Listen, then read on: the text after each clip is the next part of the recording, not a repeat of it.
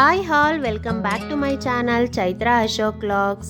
ಇದು ನಮ್ಮ wedding anniversary ದಿನದ ವ್ಲಾಗ್ ಆಗಿರುತ್ತೆ. ಇದನ್ನು ನಾನು ಲೇಟಾಗಿ ಅಪ್ಲೋಡ್ ಮಾಡ್ತಾ ಇದ್ದೀನಿ, ಯಾಕಂದರೆ ಎಡಿಟ್ ಮಾಡೋಕ್ಕೆ ಸ್ವಲ್ಪ ಟೈಮ್ ಹಿಡಿತು. ಹಾಗೆ ನನಗೆ ಸ್ವಲ್ಪ ಕೆಲಸನೂ ಕೂಡ ಇದ್ದಿದ್ದರಿಂದ ಎಡಿಟಿಂಗ್ ಕೂಡ ಲೇಟಾಗಿ ಮಾಡಿದೆ.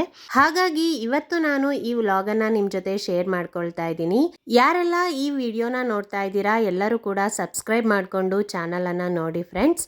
ಬನ್ನಿ ಇವತ್ತಿನ ದಿನ ಹೇಗಿತ್ತು ಅಂತ ನೋಡೋಣ. ಇವತ್ತು ಮಂಗಳವಾರ ಆಗಿರೋದ್ರಿಂದ ನಮ್ಮ ಮನೆಯಲ್ಲಿ ಪೂಜೆ ಬೇಗನೆ ಆಗಿಬಿಡುತ್ತೆ.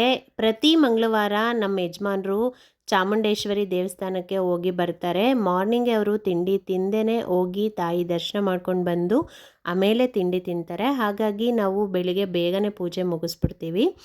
ನಾನು ಈಗಾಗಲೇ ಹಿಂದಿನ ವಿಡಿಯೋದಲ್ಲಿ ಶೇರ್ ಮಾಡ್ಕೊಂಡಿದ್ದೀನಿ. ನನ್ನ ಮೊದಲೊಂದು ವಿಡಿಯೋ ನೋಡಿರೋರಿಗೆ ಇದ್ರ ಬಗ್ಗೆ ಚೆನ್ನಾಗಿ ಗೊತ್ತಿರುತ್ತೆ.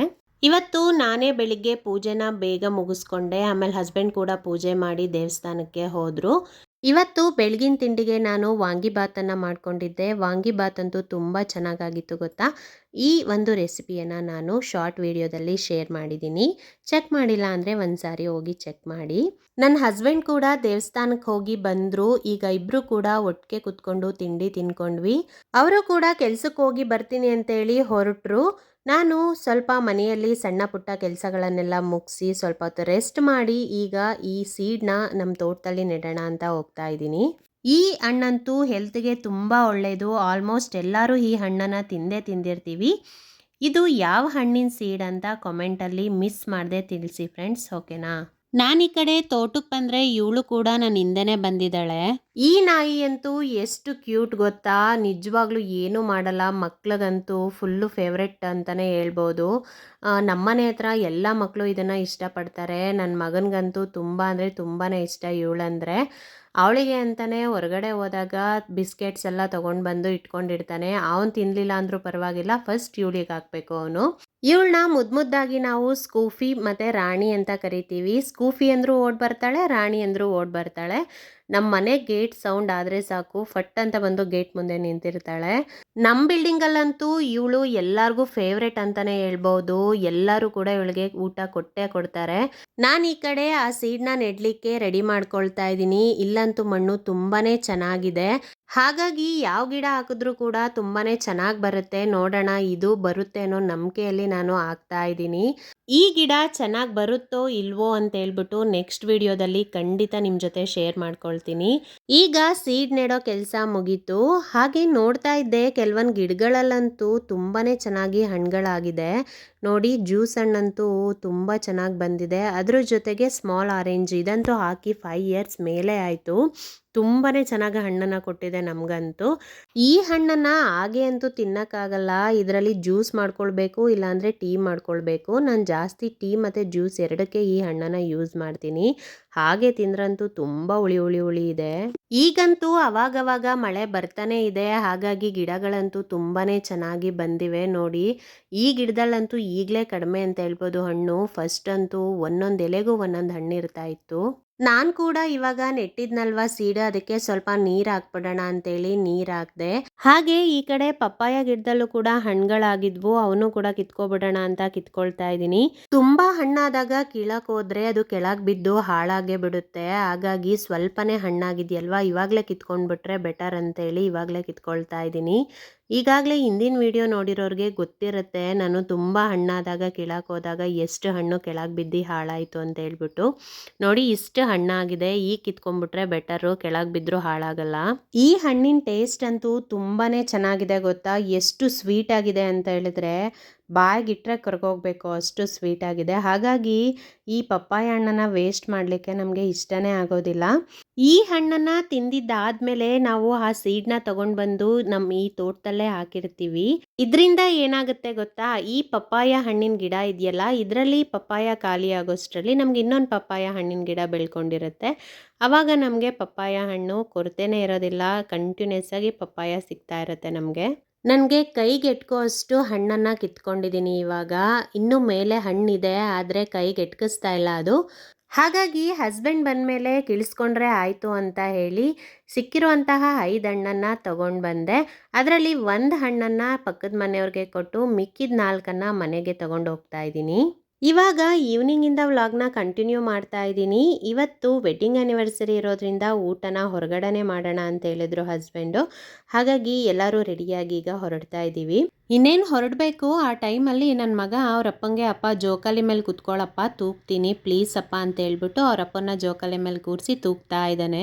ನಾವು ಇವತ್ತು ಊಟಕ್ಕೆ ಹೋಗ್ತಾ ಇರೋವಂಥದ್ದು ವೈಶಾಲಿಗೆ. ರಾಮನಗರದಿಂದ 20 ಕಿಲೋಮೀಟರ್ ಆಗುತ್ತೆ ವೈಶಾಲಿ.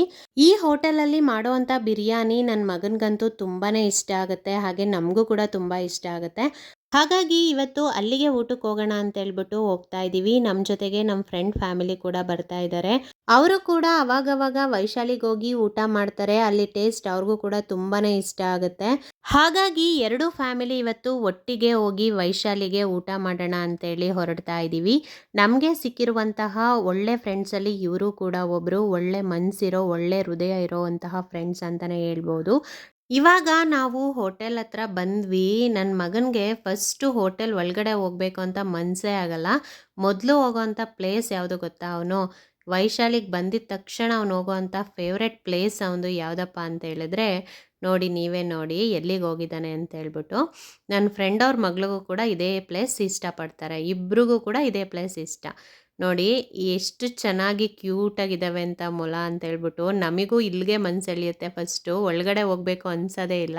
ಫಸ್ಟ್ ಇಲ್ಲಿ ಬಂದು ಇವುಗಳನ್ನ ನೋಡಿಕೊಂಡು ಆಮೇಲೆ ಒಳಗಡೆ ಹೋಗೋಣ ಅನ್ನೋ ಮನಸ್ಸಾಗ್ತಾ ಇರುತ್ತೆ. ಈ ಮಕ್ಳಿಗೆ ಒಂದು ಕಡೆ ಬಿರಿಯಾನಿ ಇಷ್ಟ ಆದರೆ ಇನ್ನೊಂದು ಕಡೆ ಮೊಲ ನೋಡಬೇಕು ಅಂತಲೇ ವೈಶಾಲಿ ಕರ್ಕೊಂಡೋಗಿ ಅಂತ ಹಠ ಮಾಡ್ತಾ ಇರ್ತಾರೆ. ಸರಿ ಇನ್ನೇನು ಮಕ್ಳ ಖುಷಿನೇ ನಮ್ಮ ಖುಷಿ ಅಂತೇಳಿ ನಾವು ಕೂಡ ಸೋತೋಗ್ಬಿಡ್ತೀವಿ.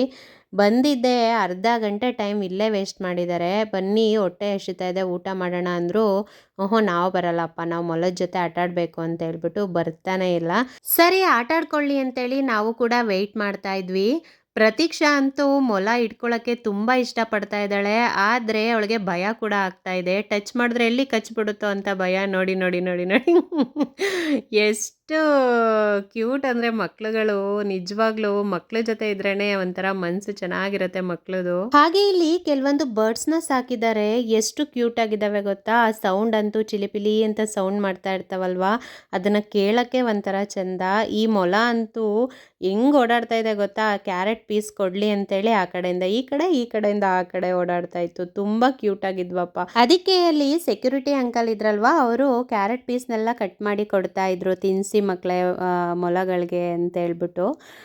ಅವ್ರಿಗಂತೂ ಮಕ್ಳಿಗೆ ಎಷ್ಟು ಖುಷಿ ಗೊತ್ತಾ ತಿನ್ನಿಸ್ತಾ ಇದ್ದರೆ. ಅವಂತೂ ಎಷ್ಟು ಕ್ಯೂಟಾಗಿ ತಿಂತಾ ಇದ್ವು ಅಂದರೆ ನೋಡಿ, ನನ್ನ ಮಗ ಈಸ್ಕೊಂಡಿದ್ದಾನೆ. ಮೊಲಕ್ಕೆ ತಿನ್ಸೋ ಅಂತ ಹೇಳಿದ್ರೆ ಬರ್ಡ್ಗೆ ತಿನ್ನಿಸ್ತೀನಿ ನಾನು ಅಂತ ಹೇಳ್ಬಿಟ್ಟು ಬರ್ಡ್ಗೆ ತಿನ್ಸಕ್ಕೆ ಹೋಗಿದ್ದಾನೆ. ಆ ಬರ್ಡ್ ಅಂತೂ ಅವನ ಕೈಯಿಂದ ಕ್ಯಾರೆಟ್ ಪೀಸ್ನ ಎಷ್ಟು ನೀಟಾಗಿ ಈಸ್ಕೊಂಡು ತಿಂತಾ ಇತ್ತು ಗೊತ್ತಾ? ನೋಡಿ ಚೂರೇ ಕಿತ್ಕೊಂಡು ಎಷ್ಟು ಚೆನ್ನಾಗಿ ತಿಂತಾ ಇತ್ತು ಅಂದರೆ, ಎಷ್ಟು ಕ್ಯೂಟಾಗಿ ತಿಂತಾ ಇದೆ ನೋಡಿ.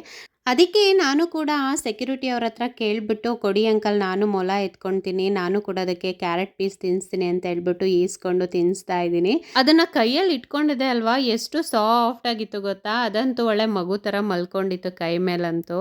ಸರಿ ಇವಾಗ ಊಟಕ್ಕೆ ಹೊರಡೋಣ ಅಂತೇಳಿ ಹೊರಡ್ತಾ ಇದ್ದೀವಿ. ಸಾಕು ಆಟಾಡಿದ್ದು ಅಂತ ಹೇಳಿದ್ವಿ, ಆದರೆ ಅವರು ಕೇಳ್ತಾ ಇಲ್ಲ, ಹಠ ಮಾಡ್ತಾ ಇದ್ರು ನಾವು ಇನ್ನೂ ಒಂದು ಸ್ವಲ್ಪ ತಲ್ಲೇ ಇರಬೇಕು ಅಂತೇಳಿ.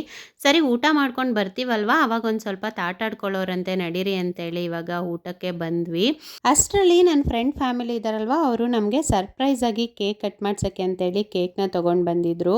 ನಾವು ವೆಡ್ಡಿಂಗ್ ಆ್ಯನಿವರ್ಸರಿಯಲ್ಲಿ ಹೊರಗಡೆ ಬಂದು ಊಟ ಮಾಡ್ಕೊಂಡು ಹೋಗ್ತೀವಿ ಅಷ್ಟೇ, ಬಿಟ್ಟರೆ ಕೇಕ್ ಏನು ಕಟ್ ಮಾಡ್ತಾ ಇರಲಿಲ್ಲ. ಮನೇಲಿದ್ದರೆ ಮಾತ್ರ ನಾವು ಕೇಕ್ನ ಕಟ್ ಮಾಡ್ತಾ ಇದ್ವಿ. ಹೊರಗಡೆ ಈ ಥರ ಯಾವತ್ತೂ ಕೇಕ್ ಕಟ್ ಮಾಡಿರಲಿಲ್ಲ. ಆದರೆ ಇವತ್ತು ನಮಗೆ ಪೂಜಾ ಮತ್ತು ದೀಪು ಅಣ್ಣ ಸರ್ಪ್ರೈಸ್ ಆಗಿ ಕೇಕ್ನ ಕಟ್ ಮಾಡಿಸೋ ಮೂಲಕ ನಮ್ಮ ವೆಡ್ಡಿಂಗ್ ಆ್ಯನಿವರ್ಸರಿನ ಸೆಲೆಬ್ರೇಟ್ ಮಾಡಿದ್ರು.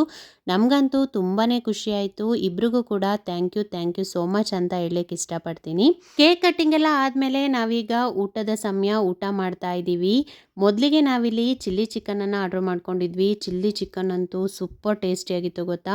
ನಾವು ಯಾವಾಗಲೇ ವೈಶಾಲಿಗೆ ಬಂದರೂ ಚಿಲ್ಲಿ ಚಿಕನ್ ಅಂತೂ ತಗೊಳ್ತೀವಿ, ಮಿಸ್ ಮಾಡೋದೇ ಇಲ್ಲ. ಅಷ್ಟು ಟೇಸ್ಟಿಯಾಗಿ, ಅಷ್ಟು ಸ್ಪೈಸಿಯಾಗಿರುತ್ತೆ. ಹಾಗೆ ಇಲ್ಲಿ ಚಿಕನ್ ತಂದೂರಿ ಕೂಡ ತುಂಬಾ ಚೆನ್ನಾಗಿರುತ್ತೆ. ನಾವು ಅದನ್ನು ಆರ್ಡ್ರ್ ಮಾಡಿದ್ವಿ, ಬಟ್ ಅವರು ಖಾಲಿಯಾಗಿದೆ, ಅದು ಇಲ್ಲ ಅಂತ ಹೇಳಿದ್ರು.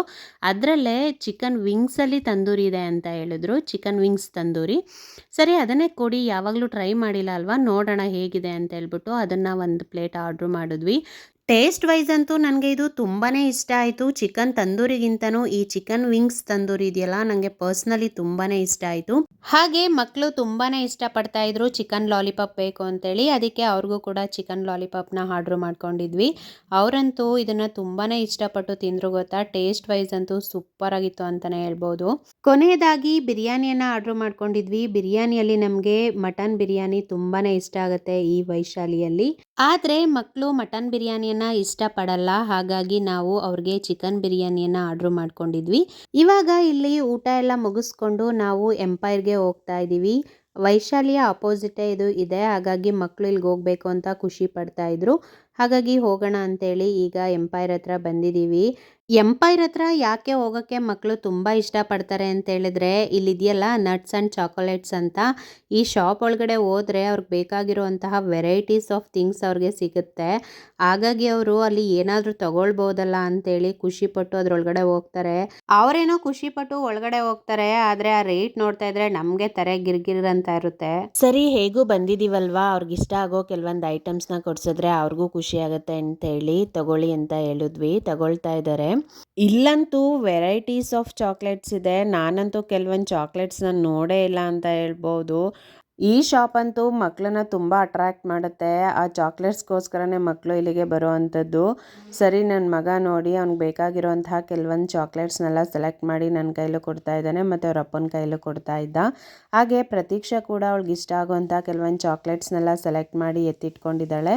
ಈಗ ಬಿಲ್ನ ಪೇ ಮಾಡಿ ಹೊರಡಬೇಕು. ಮಕ್ಕಳನ್ನ ಇನ್ನೊಂದು ಸ್ವಲ್ಪ ತಿಲ್ಲೇ ಬಿಟ್ಟರೆ ಈಗಿರೋ ಬಿಲ್ನ ಡಬಲ್ ಮಾಡೋ ಚಾನ್ಸಸ್ ಇರುತ್ತೆ ಅಂತೇಳಿ ಸರಿ ನಡೀರಪ್ಪ ಹೊರಡೋಣ ಅಂತೇಳಿ ಹೋಗ್ತಾ ಇದ್ದೀವಿ.